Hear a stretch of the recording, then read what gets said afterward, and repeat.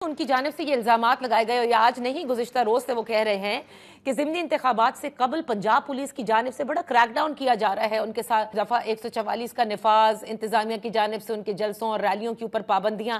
ये भी तो आपकी जमात पर आएगा कि जमहूरी हुकूमत होते हुए एक जमात को वो स्पेस नहीं दी जा रही जो दीगर जमातों के पास है। हमने जो स्पेस पीटीआई को दी है, वो अगर पीटीआई के हाथ में जब मामला थे, उन्होंने जो हमारे साथ किया था उससे तो बहुत बेहतर है।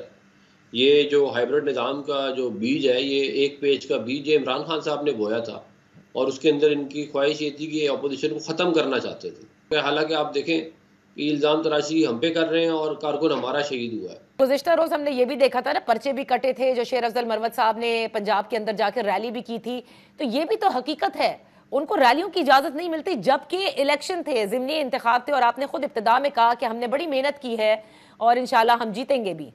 तो उनको भी तो वो मेहनत करनी थी ना, हर सियासी जमात का हक है ये। आप देखें ना, नारोवाल में जो बंदा शहीद हुआ है हमारा, अगर हम इन्हें बिल्कुल खुला छोड़ दें तो ये खून खराबा करेंगे। हालांकि हमने कहीं इनको रोका नहीं है, इन लोगों ने अपनी पूरी कैंपेन चलाई है, कॉर्नर मीटिंग्स वगैरह सब कुछ किए हैं।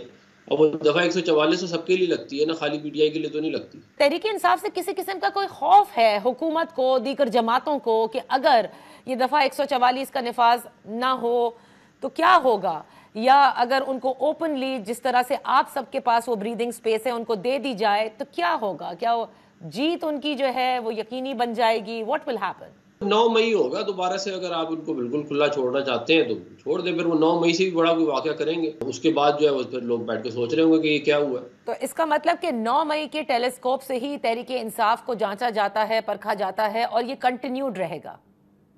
खाली 9 मई का मामला नहीं है, ये तो कल्मिनेशन थी एक दिहाई की जो एक्टिविटीज थी। अगर ये आइन और कानून की इतनी बड़े प्रमोटर हैं तो ये पेशावर हाई कोर्ट का फैसला भी आया है कि आप वोट लेने दे, क्यों नहीं लेने देते सेनेट के हवाले से। ये ओके, अच्छा, तो सेनेटर साहब थोड़ा आगे बढ़ते हैं जरा।